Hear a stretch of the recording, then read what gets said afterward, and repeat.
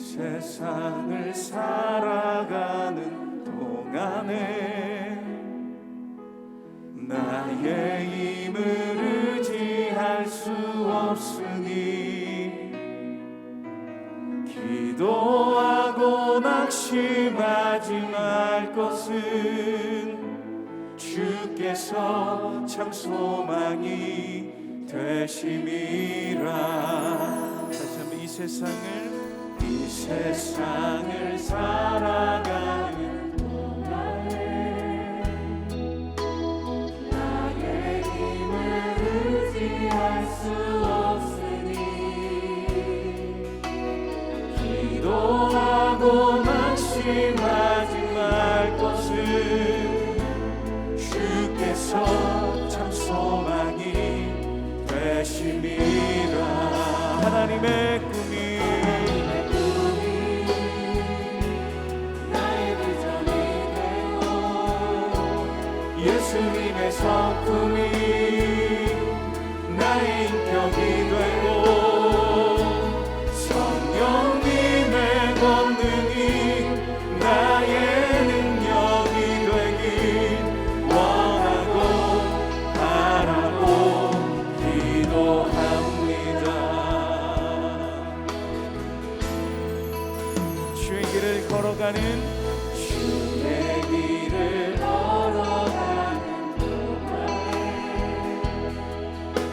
세상의 것 의지할 수 없으니 감사하고 낙심하지 말 것은 주께서 참 기쁨이 되심이라. 하나님의 꿈이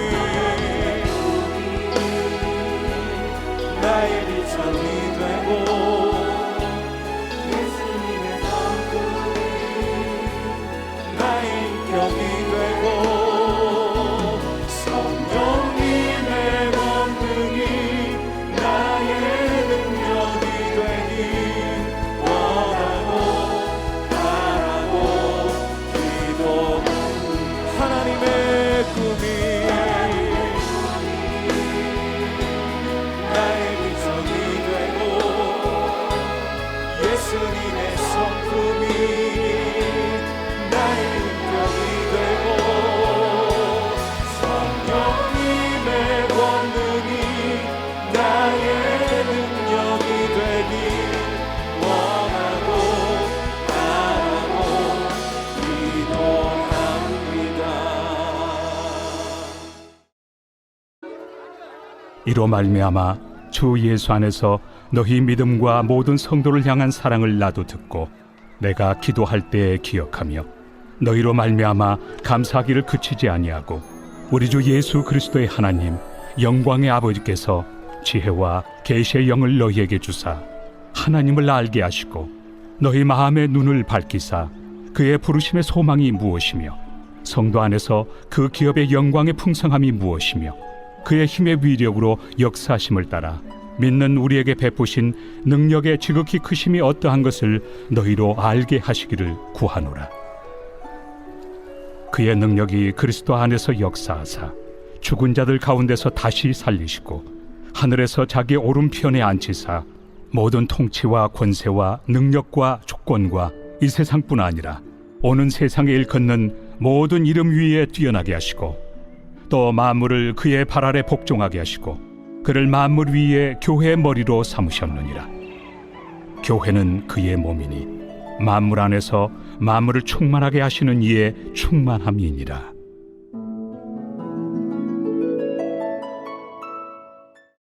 오늘도 하나님의 말씀과 은혜를 사모하며 새벽을 깨우신 더 사랑의 교회 모든 성도님들을 진심으로 환영합니다.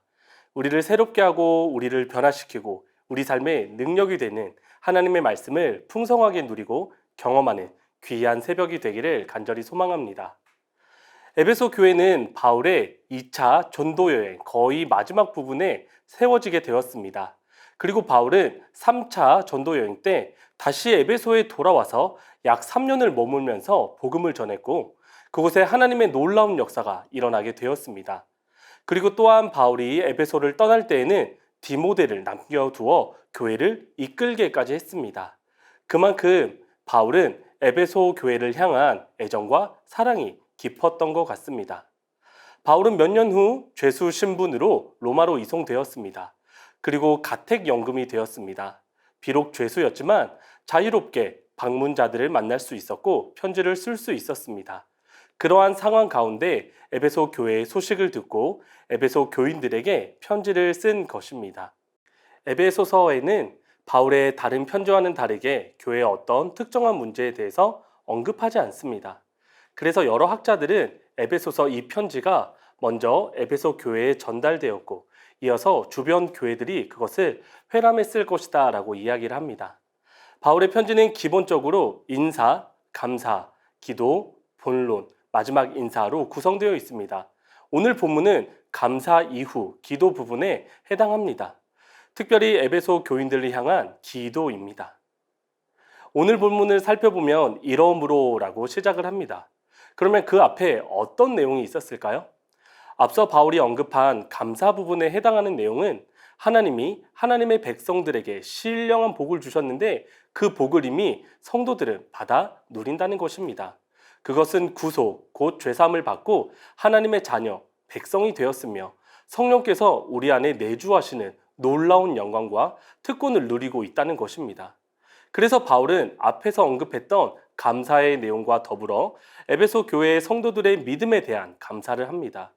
그리고 이어서 에베소 교회의 성도들을 위해서 간구하는 기도의 내용이 이어집니다. 바울은 에베소 교회의 성도들을 생각하며 또한 이 편지를 읽을 많은 성도들을 생각하며 기도를 했다고 생각합니다. 그때 바울은 하나님의 백성이 원하고 바라고 기도해야 할 것에 대해서 기록했다고 생각합니다. 같은 하나님의 백성으로서 이 세상을 살아가는 성도들이 무엇을 원하고 바라고 기도해야 할지에 대해서 샘플로, 예시로, 진정으로 원하고 바라고 기도해야 할 것에 대해서 바울은 기록했다고 생각됩니다.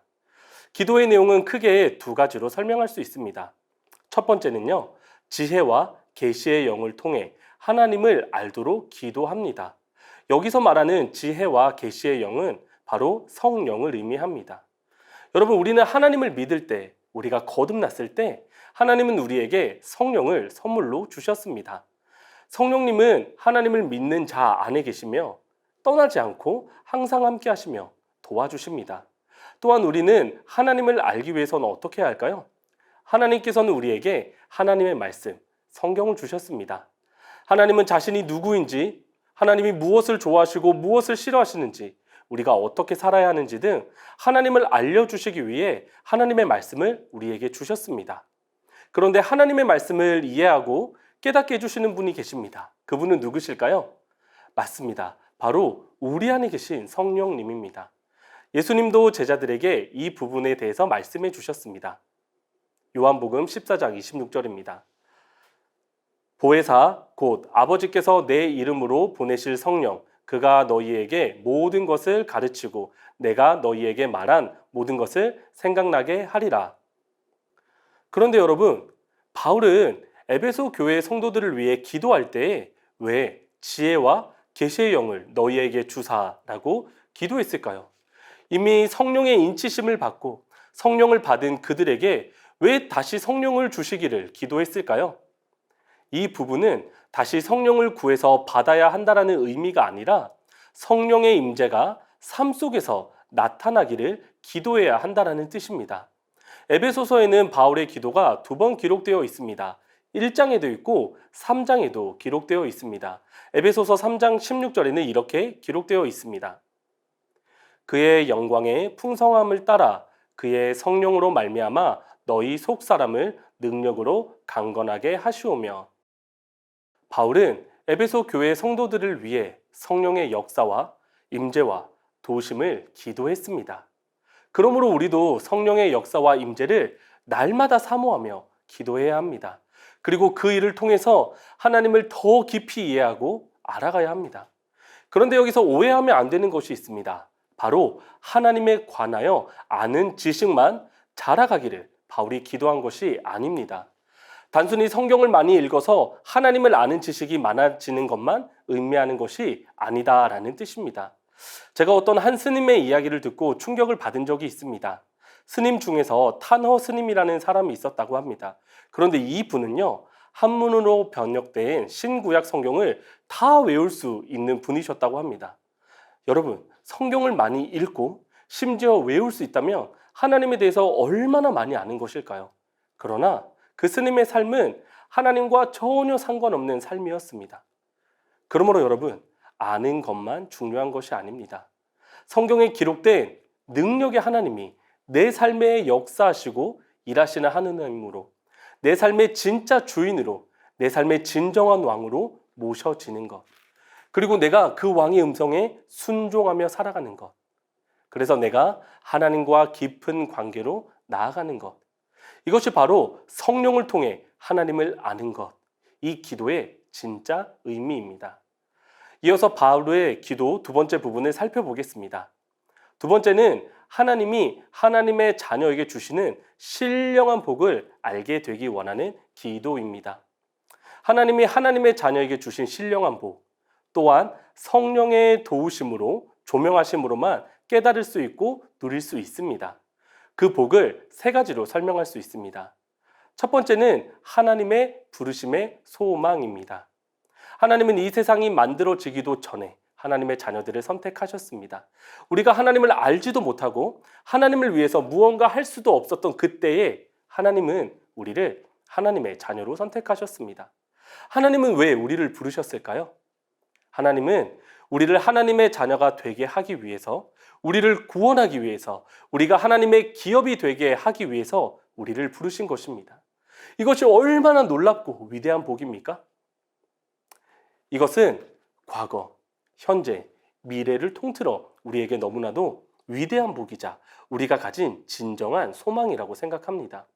여러분, 하나님의 부르심의 소망, 이 복을 성령의 역사심을 통해 항상 깨닫고 경험하고 누려야 합니다.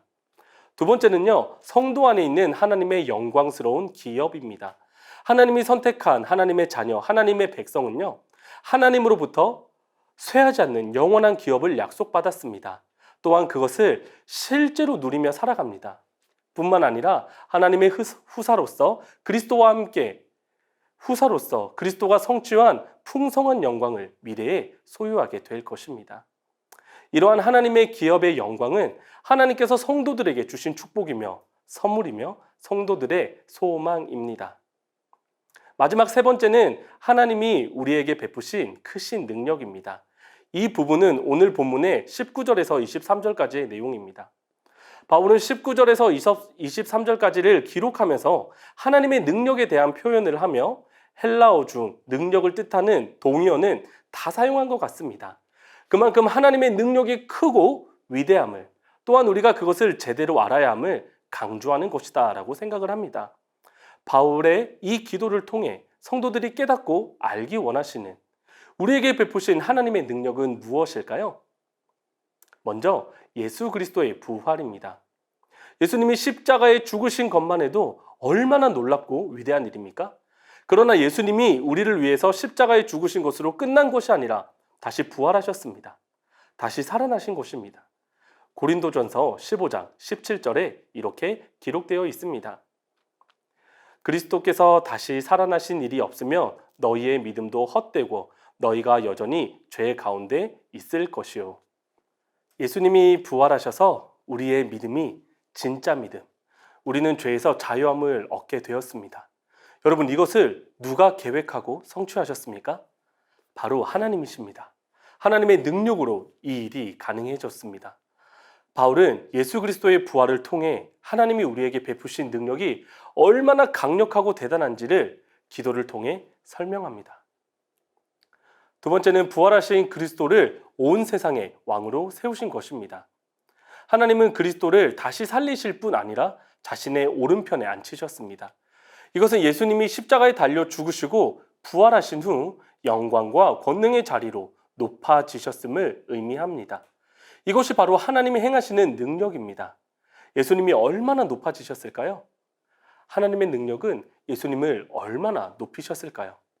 에베소서 1장 21절에서 22절은 이렇게 기록되어 있습니다. 모든 통치와 권세와 능력과 주권과 이 세상뿐 아니라 오는 세상에 일컫는 모든 이름 위에 뛰어나게 하시고 또 만물을 그의 발 아래 복종하게 하시고. 한마디로 온 우주 만물을 예수님의 발 아래 두셨습니다.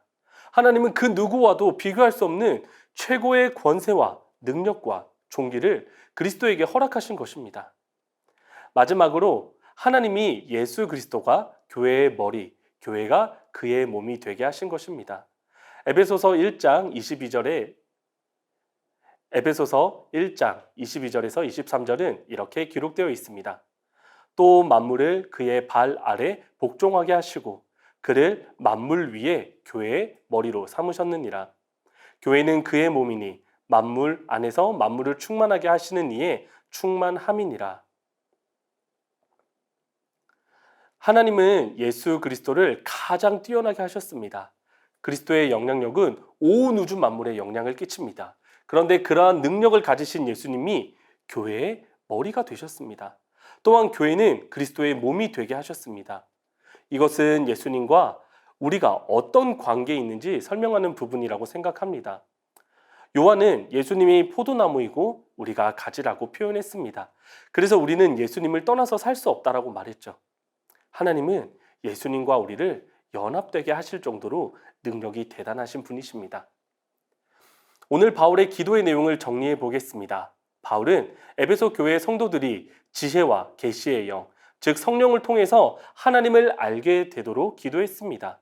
그리고 하나님이 하나님의 자녀에게 주시는 신령한 복을 알게 되기 원하는 기도를 했습니다. 그 내용은 세 가지입니다. 하나님의 부르심의 소망, 성도 안에 있는 하나님의 영광스러운 기업, 하나님이 우리에게 베푸신 능력입니다. 하나님이 우리에게 베푸신 능력은 예수 그리스도의 부활하신 그리스도를 온 세상의 왕으로 세우신 것, 하나님이 예수 그리스도가 교회의 머리, 교회가 그의 몸이 되게 하신 것입니다. 여러분, 바울이 하나님의 백성들을 위해서 기도한 이 기도의 내용은 그 당시 그 상황에 있는 하나님의 백성들뿐만 아니라 오늘을 살아가는 하나님의 백성인 저와 여러분도 항상 원하고 바라고 기도해야 할 것이다 라고 생각을 합니다. 우리가 우리의 다양한 필요도 하나님께 구해야 합니다. 맞습니다. 또한 하나님의 사도로, 이방인의 사도로 평생을 살며 성도들을 위해 기도할 때 정말 그들에게 필요한 것이 무엇인지 생각하며 기도한 바울의 기도가 우리의 기도가 되어야 할 것입니다. 그렇다면 여러분, 구체적으로 바울의 기도를 날마다 우리에게 적용하는 방법은 무엇일까요? 그것은 성령의 도우심을 구하며 항상 하나님의 말씀을 읽고 기도하고 그 말씀대로 사는 것입니다. 하나님의 말씀 안에 이 기도의 내용이 다 들어 있습니다. 또한 그것을 깨닫게 해주시고 우리가 그렇게 살아갈 수 있는 힘을 주시는 분이 바로 성령님이십니다. 그러므로 여러분, 오늘도 성령의 도우심을 구하며 하나님의 말씀을 읽으십시오. 그리고 기도하십시오. 그리고 성령의 도우심을 구하며 순종하며 살아가십시오. 그렇게 할 때 바울의 기도의 내용이 우리 삶에 이루어지는 줄 믿습니다. 오늘 말씀을 기억하며 기도 제목을 읽고 함께 기도하겠습니다. 하나님의 자녀인 내가 진정으로 원하고 바라고 기도해야 할 것이 무엇인지 알고 기도할 수 있는 은혜를 주시옵소서. 항상 성령의 충만함을 주시고 성령의 역사와 일하심을 구하며 살아가게 하여 주소서. 말씀을 읽고 기도하며 그 말씀에 순종하며 살아갈 수 있는 하나님의 자녀가 되게 하소서.